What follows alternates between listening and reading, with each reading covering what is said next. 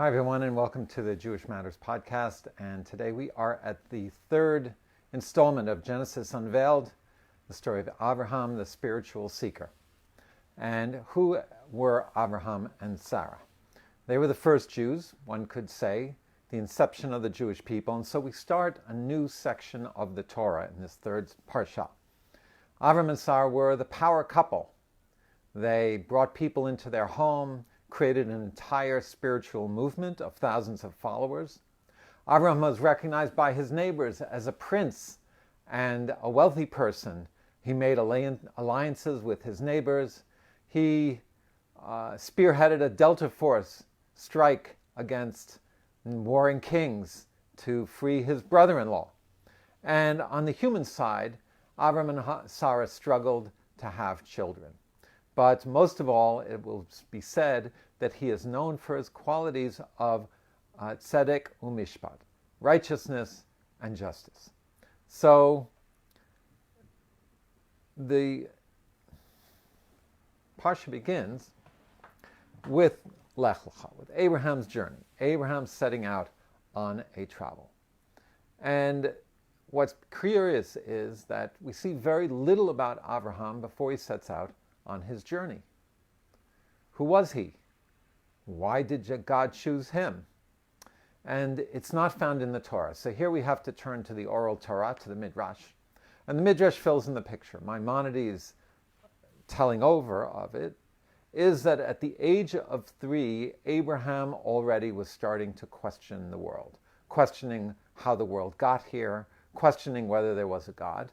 And Maimonides says by the time Abraham reached 40, he came to the belief in God, the Creator.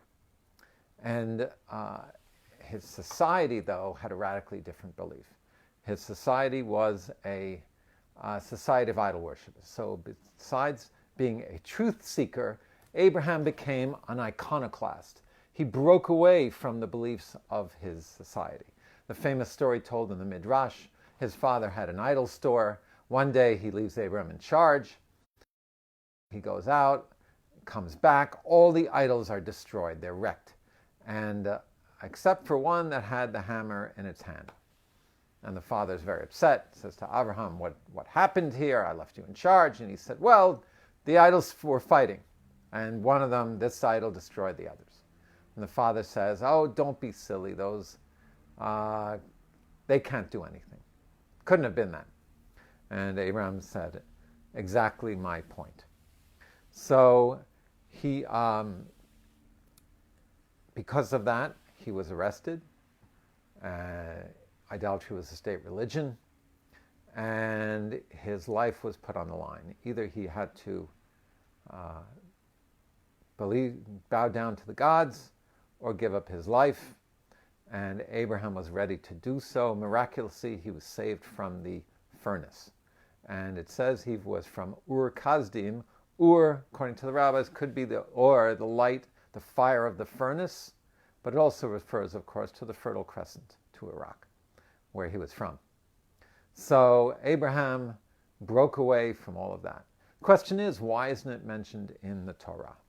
And here's a fundamental principle, which Nachmanides says, is that the Torah didn't want to get embroiled in all of these false beliefs, in the idolatry, in Abraham having to break away from it. It wanted to start it fresh from when Abraham was going forward into his new journey towards God. And so that's why the Torah begins there.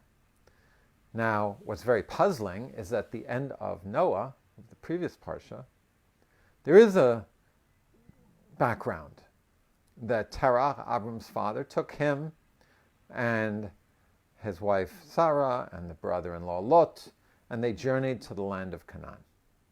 And this is very puzzling because did this occur before Abraham was told to leave his father's house? It must have, because he didn't leave his father yet, according to Nachmanides. So it appears that Terach already set out for Canaan. Why? It's not clear. I saw it proposed that, and this makes sense, that perhaps after seeing his son miraculously saved, Terach, his father, who originally turned him in, now had a and started the journey towards monotheism. And Canaan is where we will see later Melchizedek, who the rabbis say this righteous king of Shalem, which is Yerushalayim, the city of Jerusalem, been the center of monotheistic belief, going back to Shem being the son of Noah and going back to Adam.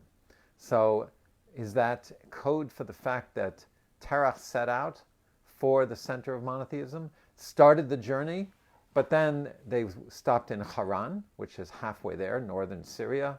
Terach remained there. Avraham continues on the journey.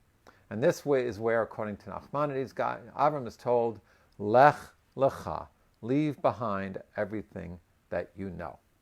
Now, very strange is that he's told, go from your land, your birthplace, and your father's house to the land I will show you. What's wrong with that? The order is wrong. If you're going to leave, first you walk out of your house, then you walk out of your town, and then you walk out of your country. So Rabbi Jonathan Sachs points out that Avraham was told that he had to break away from the influences of his society.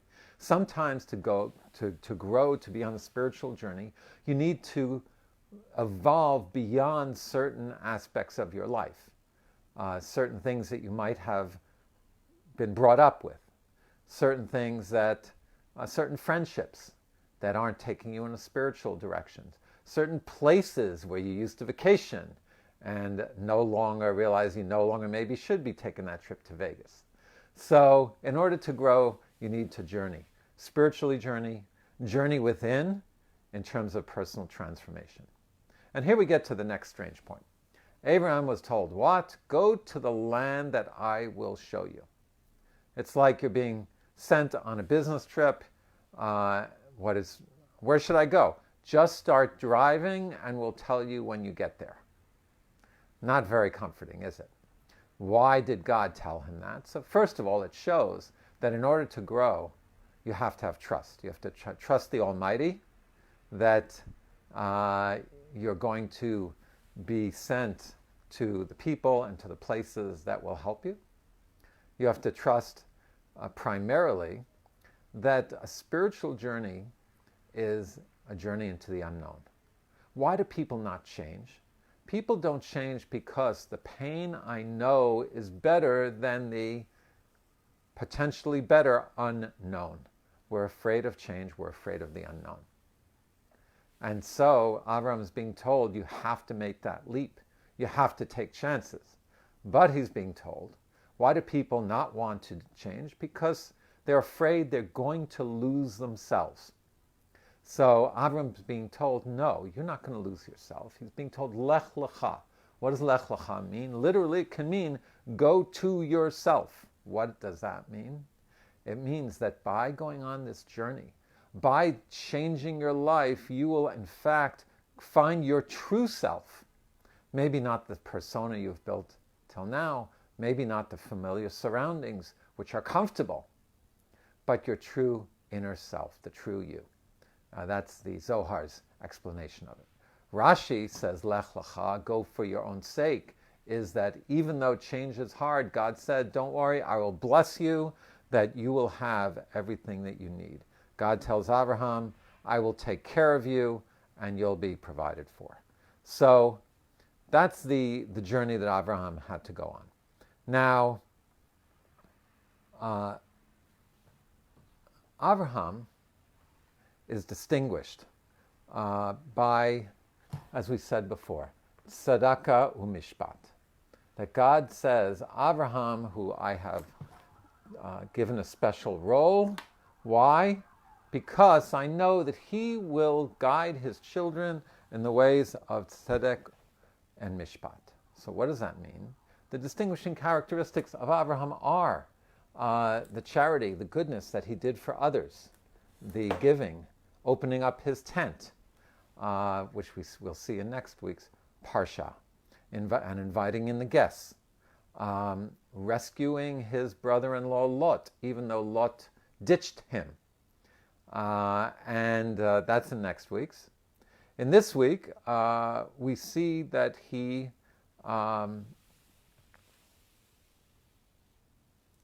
this week we do see that he saves Lot, And also, after he comes back with the spoils from the kings who had hijacked Lot, who had kidnapped him, he has an encounter with Melchizedek. What does Melchizedek mean? The king of righteousness, which, as I said before, he is identified by the rabbis as Shem, the son of Noah. And Abraham says, I will give a tenth to you. And that is the origin of tzedakah, of tithing one's livelihood and of giving charity. And the king of Sodom views things very differently. Melchizedek is the man of God, and Abraham gives him the maaser. Sodom views the saving of lives as a business transaction. Abraham had recaptured a lot of the slaves and a lot of the booty that belonged to the king of Sodom. He says, let's make a deal. You keep the stuff, I'll get the people. And Avraham gives it all back to him and says, I don't want it to be said that I benefited off of you. Complete integrity. That's what distinguishes Avraham. Now, the rabbis tell us that Abraham was tested with 10 tests. What is a test? So you think a test is pass-fail, but actually spiritual test is different. Nachmanides tells us that a spiritual test is a challenge someone is given to bring out their greatness, to allow them to shine, for them to show in adversity how they rise to the occasion. And so we'll see that the patriarchs and matriarchs were challenged in a lot of ways. Avraham and Sarah had the challenge of not having children, and we see them praying for children and eventually being blessed with children. God promises them will be blessed with children, but along the way there will be a lot of detours, including trying to have a child through a surrogate. We'll get to that next week. But the first test is that Avraham finally arrives in the place where God told him to go and brings offerings to God. And then what happens? There's a famine. No food. So imagine you're told, okay, go to this place, you'll be blessed. And then you get there and there's nothing. So, very challenging. Avraham has to go down to Egypt. Sarah is put in danger. Pharaoh takes her. Then he's struck with a disease and sends Avraham and Sarah out with great wealth. And the rest of the Parsha, we have the story of Avraham going down to Egypt. We have the story of Lot, who has a run-in with Avraham. Lot and his shepherds get into an argument with Avraham and his shepherds. And remember, Lot was Abraham's, at the same time, his nephew and his brother-in-law. Had traveled with him, seemingly was his disciple, but parts ways. And instead of getting into the fight, Avraham says to him, take whatever you want, choose where you want to go. And in essence, what Lot was saying is, I want to grow the business, and so Uncle Abe, I can't stick around anymore. I need new horizons. I need new markets to develop. I feel limited here. So in essence, he chose his professional life over his family life. And he moves away. Where does he choose to move to? So this is also very telling. Avraham went on a spiritual journey, leaving behind everything he knew. And remember, if you're in the business of drawing people to God, you will choose to be where there's most people, which was downtown Babylon, right? Where is Avraham told to do? Go to Canaan, go to some backwater desert or mountainside where there's virtually no people. And next week we'll see him standing there waiting for people to walk by so he can invite them in. So what a test, right? But Avraham chooses that because he knows that's where he's going to grow spiritually. Lot, on the other hand, gets his freedom. Where does he go? He goes to Sodom. He goes to the place of materialism. It says, watered like the Garden of Egypt, which really means a place of great material prosperity, but as we're going to see, spiritually, morally bankrupt. And so it's very sad that Lot goes there. As we mentioned, even though Lot ditches Avraham, when he's kidnapped, Avraham will go and save him. And then the final scene is then there's the Brit ben Habetarim. When Abraham is promised that he will have descendants and he will have the land. And here, Abraham seems to falter. He says to God, how do I know that I will inherit the land? And the rabbis say he was worried because he knew maybe he had merit, but what about in the future? What would be? And because of his questioning God, the Talmud says, he's then told, he's put into a deep sleep. He's told that your descendants will be strangers in a land that isn't theirs and will be oppressed. In other words, because of Abraham's lack of trust, his descendants will have to go through the crucible, the purification of Egypt, of the crucible of Egypt, in order to actualize themselves, in order to rebuild that faith and trust which Abraham seems to have wavered in. But despite that, God does the covenant between the pieces, which was in the ancient Near East. You would cut animals in two and walk between them. Avram walks between them, and God's fiery pillar of fire goes through as well. And here we have the introduction of the idea of covenant. A covenant is a permanent commitment to each other. Okay, and God's promise that He will never forsake the Jewish people, and that is the spiritual covenant. The symbol of the covenant is the last section of this parsha, which is the commandment, Avram's commandment to perform Brit Milah, to circumcise himself.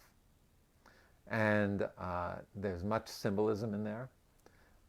It's showing, on the most basic level, says the Maharal, great Rabbi Lowy of Prague, that man is not created complete. We have steps to take to complete ourselves.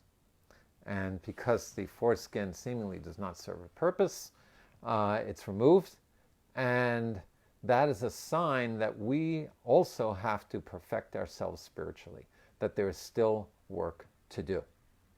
And so ends the Parsha with Brit Milah, with the promise of circumcision. Just one last note is that in God's original promise to Avraham, what does He tell him? He says to him, through you, all of the families of the earth will be blessed.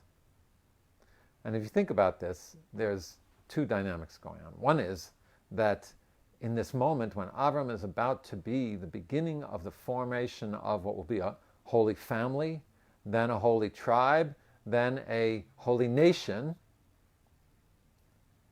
at the same time he's being told this mission which you are being sent on is for the entire world. That your teachings and your message needs to be spread out to the entire world.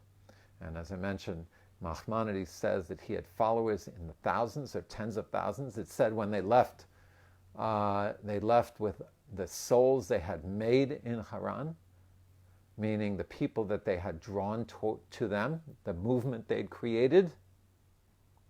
And so there's a universal mission to Abraham's journey, to his movement, which is to be a blessing to the entire world. And what's amazing, if you think about it, is that this promise to a chieftain living in a backwater of Canaan 3,900 years ago. Here we are, 3,900 years later, and over half the globe, right, close to 3 billion people, follow the teachings of Abraham, albeit through other movements, through Christianity, through Islam, but they see themselves as the disciples of Abraham. And so what an incredible promise, what an unlikely promise, and what an incredible fulfillment of it for us to see in the world the impact that the teachings of Abraham have had, the teachings of ethical monotheism, the teachings of generosity and righteousness that are embodied in Avraham and Sarah. Have a good evening, and I hope this makes our Parsha, our weekly Torah reading, more meaningful to us.